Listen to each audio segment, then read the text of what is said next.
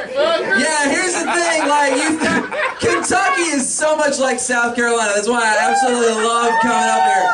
I love coming up. You're just as stubborn as we are. Oh my God, I love it. It's so great. South Carolinians are the most stubborn people on the planet. Are you from South Carolina? Charleston. Charleston, that's right, yeah. You got that money?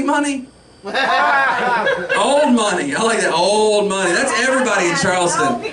Oh, the old people do. All right, that's fair. I like how you distinguish yourself from the old people. You're like, I've still got life. I'm good. I'm good. Here's the thing. All right, so I'll tell you about my brother because I brought it up. My brother is you're smarter than he is. He's an idiot. He is an idiot. And like for example, one day he came home and apparently he used to do HVAC kind of stuff, you know, heating and air, and he got electrocuted. Like really electrocuted, like bad electrocuted. So he came home and he sat down. I was younger. We both lived with my mom. He comes in, sits down, and the first things out of his mouth were, "Guess you heard, I can't die."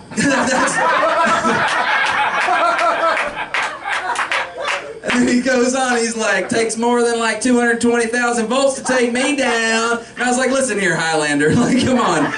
Nobody's impressed. You got electrocuted at work, it happens. Oh, man. And I love my family. I've been hanging out with my family a lot. I'm going to get real depressed, but then we're going to move on real quick, okay? My mom was diagnosed with breast cancer about a month ago. And yeah, but so far everything looks really good. Like the doctors have said everything's going to work out. It's going to be rough, but we'll get through it. The good side is I've spent a lot of time with my family. We've had a great holiday so far, seeing each other all the time. My grandfather, thank you.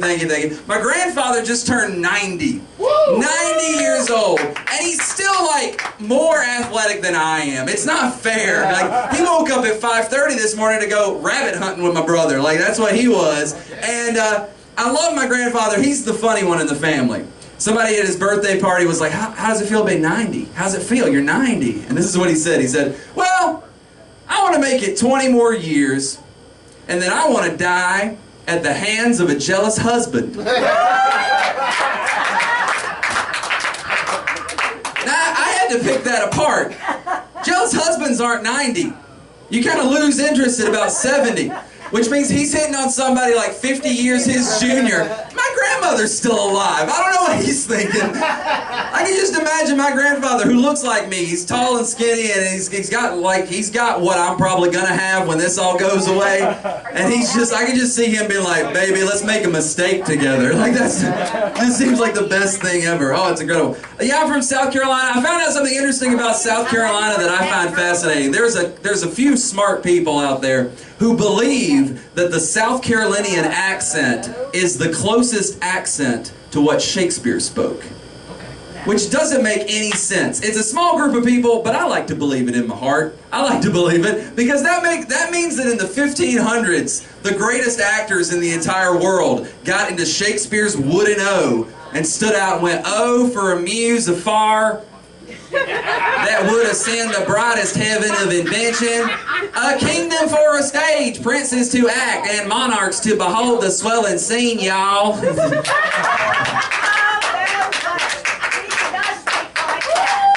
Oh, we do. You from Charleston, so you got the nice accent. This is how we speak up here. We do not speak like that. Oh, we do. We do in Greenville, and I'm from Pickens County, which is right outside of Greenville.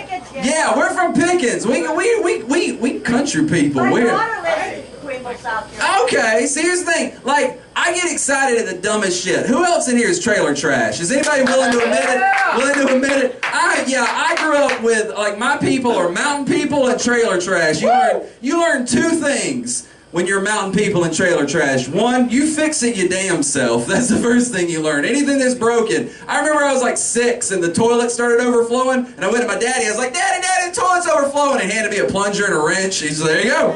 That's it. It's learning time." Second thing is, if there's something you want and you can't afford it, you just make it. That's what we did. When I was a kid, my mom learned early. Give me Legos. I can have whatever toy I want. That's right. I got everything that I wanted. Just give me Legos. I had Lego Ninja Turtles. I had a Lego computer. I had a Lego girlfriend. I had everything.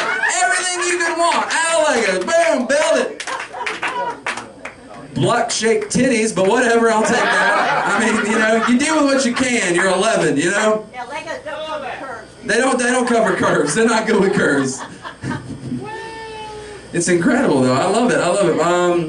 Oh, gosh, I was going to say something about being from... Oh, yeah, I'll tell you what happened. I was in Tennessee 2 days ago, and I was driving up. I saw a fucking tank. I love tanks. It was on a bed. I love tanks so much for 2 reasons. One, it's a camouflage mobile home with a gun. Like, first of all, that's what a tank is. It is amazing. Second of all, you can own a tank. It is legal to own a tank in this country as long as it can't shoot. That's fine. I will take it. I will take a tank. Because here's the thing. Tanks, in any other situation other than where you expect them, become amazingly silly. Imagine if you just like picked up your kid from school in a tank. I'd get there early so I didn't have to wait. I'd park, I'd get out, I'd sit cross-legged on the turret going, that one's mine, get in, we're going. It's incredible. I love tanks. I love bazookas too because they're ridiculous outside of war. I want one for home defense. And I'll tell you why. I have this wonderful scenario, because I don't sleep. I'm a comedian. I go to bed at like 6 in the morning, which means I'm up all night. See, that's right, staying up late. So I can just imagine someone's going to break into my house. I hear the door jiggle. Time to get the bazooka. I go into the living room. I sit in my favorite recliner. I prop it up. As soon as he breaks the lock, I turn the light on and I say something ridiculous like, I knew you'd be here. Just to see what he would do. Probably pee his pants and run away, hit his head on the wall, pass out, wakes up tied to a tank. That's his day. That's his day. Excellent, excellent. Anybody in the room ever dated my cousin? Just me? All right. I'll tell you about it. Like I said, I'm from Pickens County, South Carolina. That's what we do. I dated my cousin, and let me explain what happened. We met through a mutual friend. We did not know each other. We went to 2 different high schools. We got to talking, found out we had a lot in common. Like aunts and uncles. That was one thing we had in common.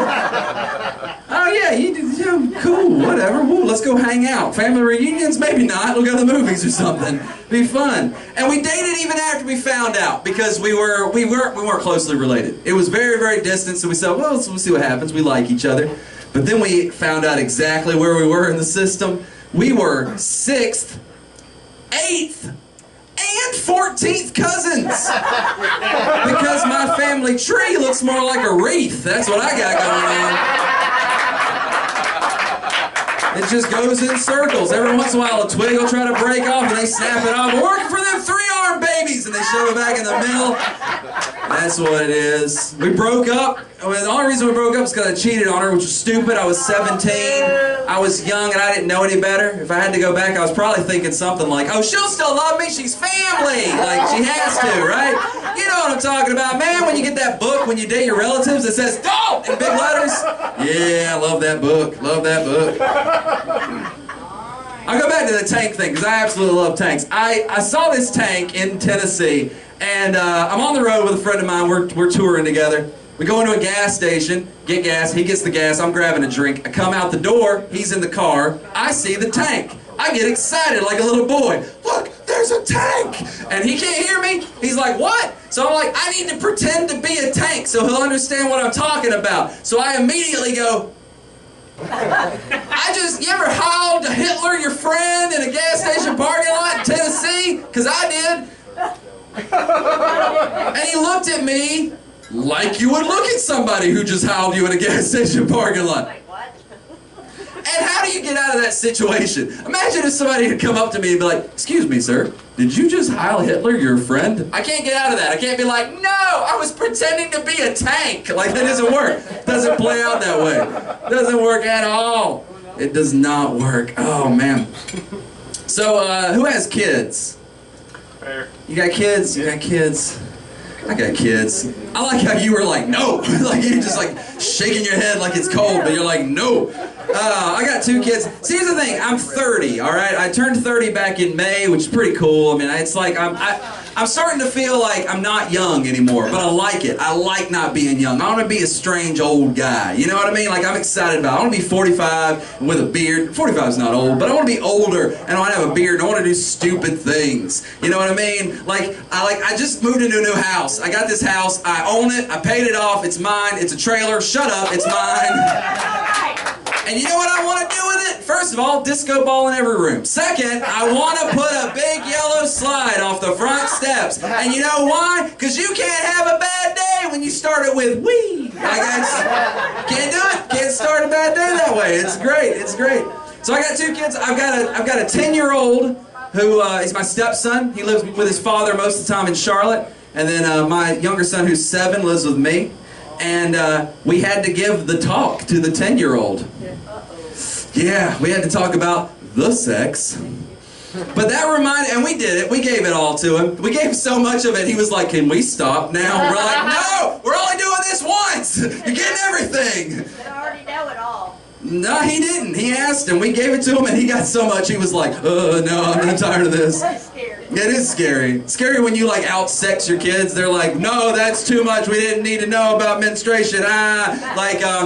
Like I'll tell you this, that reminded me when he popped the question and we got together and discussed it with him. About 4 years ago, he was about 6 years old. He came up to me and he had a tampon in his hand, and he said, what's this?